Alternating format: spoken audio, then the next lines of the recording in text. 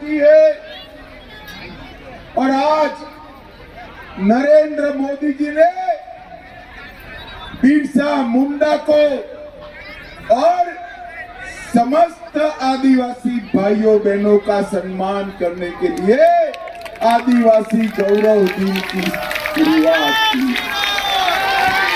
आज आदिवासी गौरव दिन है और आज मैं महान स्वतंत्र सेनानी भगवान बिरसा मुंडा को प्रणाम कर मेरी बात की शुरुआत की। मित्रों,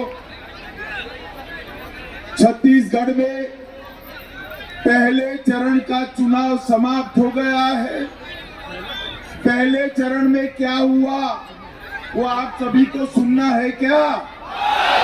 सुनना है। पहले चरण में भूपेश कक्का का सुपड़ा साफ। पहले चरण के मतदान ने ये तय कर दिया है कि छत्तीसगढ़ में कमल फूल खिलने वाला है भाजपा सरकार।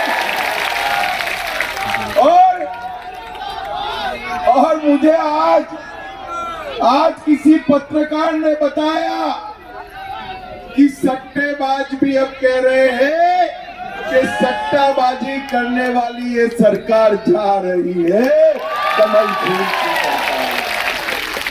मित्रों, आज अंतिम दिन है। अंतिम दिन पर बहुत सारी जगह जाने के लिए डिमांड था, मगर मैंने तय किया था कि अंतिम दिन मैं ईश्वर साहू की विधानसभा में प्रचार करूंगा। हमारे भाई ईश्वर साहू एक प्रत्याशी नहीं है। ईश्वर साहू प्रतीक है न्याय की लड़ाई का। ये छत्तीसगढ़ में भूपेश कक्का की जो सरकार है, बीरनपुर में सांप्रदायिक तत्वों ने भाई ईश्वर साहू के बेटे भुवनेश्वर को लॉन्च कर मार डाला और ऊपर से भूपेश कक्का के लोग वहां पर साहू जी को चेक लेकर गए, नौकरी लेकर गए और कहा कि आप न्याय की मांग मत करो। मैं तो धन्यवाद देना चाहता हूं साहू जी को। इतनी गरीबी में भी उन्होंने कहा मुझे तेरा रुपया और नौकरी नहीं चाहिए, मेरे बेटे का न्याय। और आज साझा में बड़ी सभा में मैं कहकर जाता हूं, भुवनेश्वर साहू को न्याय दिलाने की जिम्मेदारी हमारी है। हमारी किसी को भी कानून के साथ खिलवाड़ करने की छूट नहीं है। मैं आज भूपेश कक्का को कहने आया हूं कि सांप्रदायिक ताकतों के लिए वोट बैंक की शरण में आप गए हो। छत्तीसगढ़ में न जाने कितने भुवनेश्वर साहू शहीद हो गए, मगर आपके माथे पर छू नहीं। भूपेश कक्का, आपका समय अब समाप्त हो गया। उल्टी गिनती शुरू हो गई है। मैं बताता हूं, भुवनेश्वर साहू की हत्या करने वाले हर एक व्यक्ति को चुन कर भारतीय जनता पार्टी की सरकार जेल के सलाखों के पीछे डाली। माताओं, भाइयों और बहनों, भूपेश कक्का के राज में बेमेतरा एक लव जिहाद का केंद्र में साहू समाज, लोधी समाज और गोंड समाज की बेटियां इनके निशाने पर है और सरकार कुंभकर्ण की नींद सो रही है। इनको कौन जगा सकता है? एक भूपेश कक्का जो कांग्रेस पार्टी जो कुंभकर्ण की नींद सो रहे हैं उनको कौन जगा सकता है? अरे भाई, उनको आप ही जगा सकते हो, आपका वोट जगा सकता है।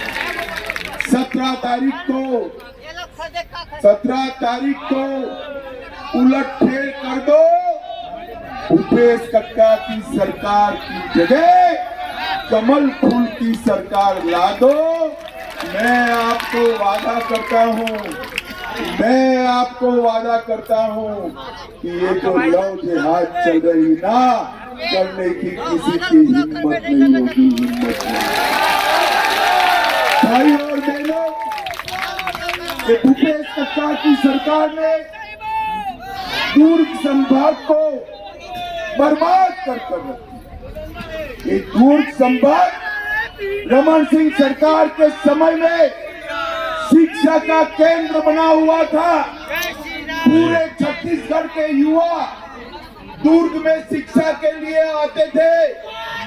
रमन सिंह सरकार ने शिक्षा का केंद्र बनाया और अपने भूपेश कक्का की सरकार ने शिक्षा के केंद्र को सट्टे का केंद्र बनाने का काम।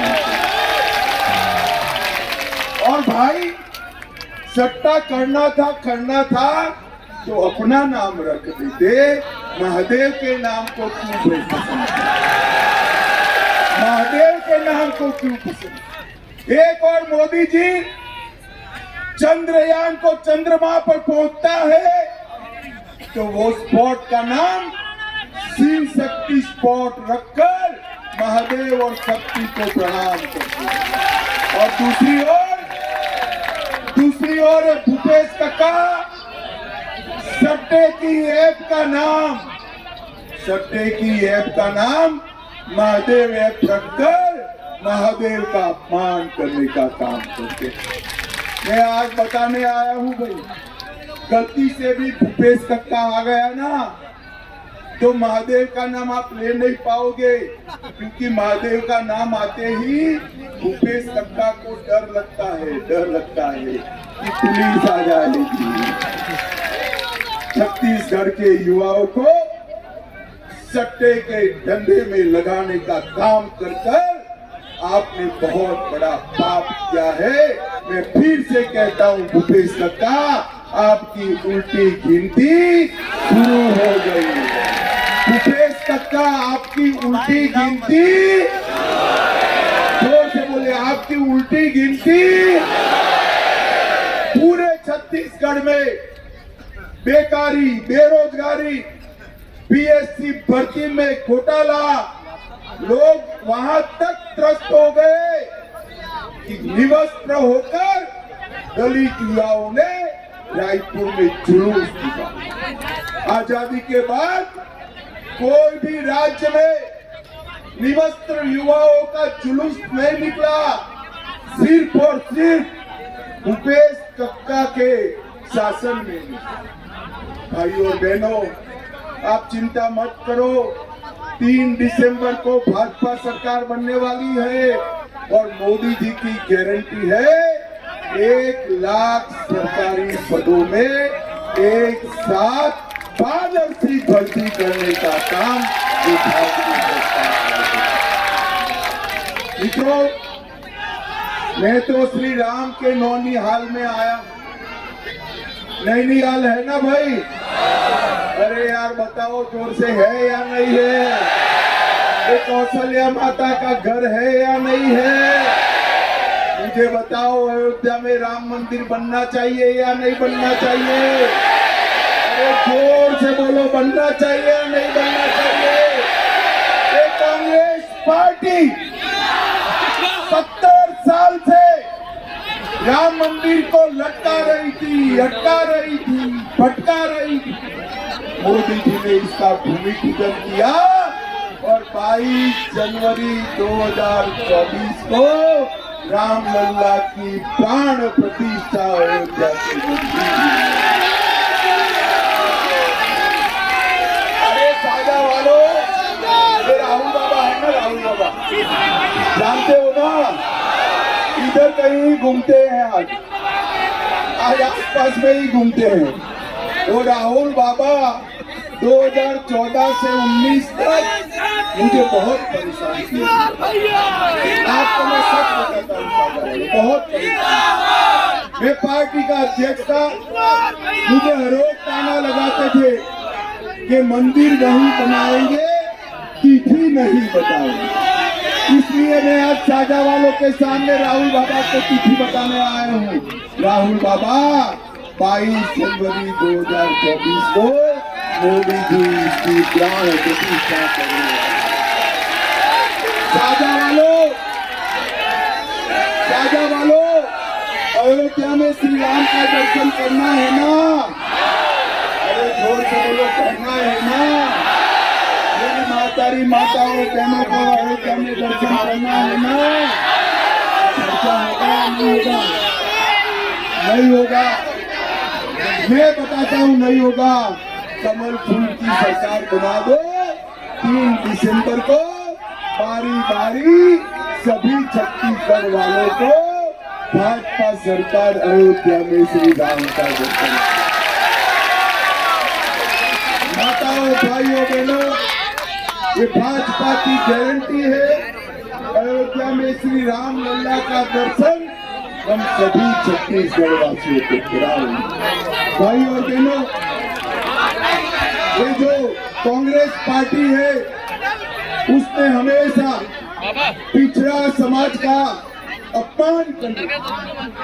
70 साल से आजादी मिली, पिछड़ा समाज को संवैधानिक मान्यता नहीं दी। हमारा साहू समाज, कुर्मी समाज, कई सारे पिछड़ा समाज को संवैधानिक मान्यता देने का काम उन्होंने नहीं किया। नरेंद्र मोदी जी ने पिछड़ा वर्ग आयोग को संवैधानिक मान्यता देने का काम नरेंद्र मोदी जी। हमने, भाजपा ने पहली बार, जोर से ताली बजाना बाद में, पहली बार देश को अति पिछड़ा समाज का प्रधानमंत्री देने का काम भारतीय जनता पार्टी। मोदी जी की मंत्रिमंडल में 27 मंत्री पिछड़ा समाज से है। 303 सांसदों में करीब 100 सांसद पिछड़ा समाज से है। 1358 विधायकों में 27% विधायक पिछड़ा समाज के हैं। और राहुल बाबा ओबीसी समाज को गाली देने का काम करते हैं। मोदी जी ने नीट के परीक्षा में 27% आरक्षण पिछड़ा समाज को दिया। केंद्रीय स्कूल और सैनिक स्कूलों में 27% आरक्षण पिछड़ा समाज को दिया। और पेट्रोल पंप और गैस एजेंसियों के डिस्ट्रीब्यूशन में भी 27% आरक्षण पिछड़ा समाज को देने का काम नरेंद्र मोदी जी। IIT के अंदर ओबीसी के छात्रों को 1 लाख रुपया ग्रांट देने का काम भारतीय जनता पार्टी। मैं आज इतनी सारी माताएं बहनें आई हूँ, मैं उनको बताना चाहता हूँ कि आप मुझे बताइए, ये भूपेश कक्का ने शराबबंदी का वादा किया था या नहीं किया था? माताएं बताए, किया था या नहीं किया था? शराबबंदी करी क्या? उल्टा एक्साइज घोटाले में 5,000 करोड़ भूपेश कक्का डकार गए। अबे भूपेश कक्का को वोट देना चाहिए क्या? कांग्रेस पार्टी को वोट देना चाहिए? हमने तय किया है कि छत्तीसगढ़ की हर माता को 500 रुपये में 5 साल तक गैस का सिलेंडर देने का काम भारतीय जनता। हमने तय किया है कि हर विवाहित महिला को, मेरी बात ध्यान से सुनना, हर विवाहित महिला को हर साल 12,000 रुपया चेक से भारतीय जनता पार्टी की सरकार, सभी महतारी को मेरा निवेदन है कि भाजपा के कार्यकर्ता फॉर्म भरा रहे हैं, फॉर्म भराकर रजिस्ट्रेशन करा देना। और ये भूपेश कक्का गारंटी देते हैं हम भी देंगे, हम भी देंगे। अरे भाई, जिनकी खुद की कोई गारंटी नहीं है उसकी गारंटी का कोई मतलब है? बताओ, है मतलब? और हमारा घोषणा पत्र नरेंद्र मोदी की गारंटी है। हमने जो कहा है वो हम करेंगे, वो भी हम बता रहे हैं। और रेडी टू ईट भोजन की जगह स्व सहायता जूथों को हम मान्यता देंगे और ग्रामीण महिलाओं को रोजगारी देने का काम भारतीय जनता पार्टी। माताओं, भाई और बहनों, छत्तीसगढ़ के मुख्यमंत्री प्रीपेड मुख्यमंत्री। प्रीपेड समझ में आता है ना? प्रीपेड कार्ड होता है तो जितना रुपया डालते हो उतना टॉक टाइम होता है। समझ में आए? अगर 500 रुपया डाला तो 500 रुपये की बात कर पाओगे आप, 100 डाला तो 100 की 50 डाला तो तब। ये भूपेश बघेल भी प्रीपेड मुख्यमंत्री। जितनी घूस दोगे उतना ही काम करेंगे, वरना नहीं करेंगे। पूरे छत्तीसगढ़ को कांग्रेस पार्टी का कलेक्शन सेंटर, एटीएम बनाने का काम ये भूपेश कक्का ने किया। मैं आज बताने आया छत्तीसगढ़ को कांग्रेस पार्टी का एटीएम बनाया और यहाँ पर ढेर सारे कपड़े घोटाले भ्रष्टाचार। 6,600 करोड़ का पीडीएफ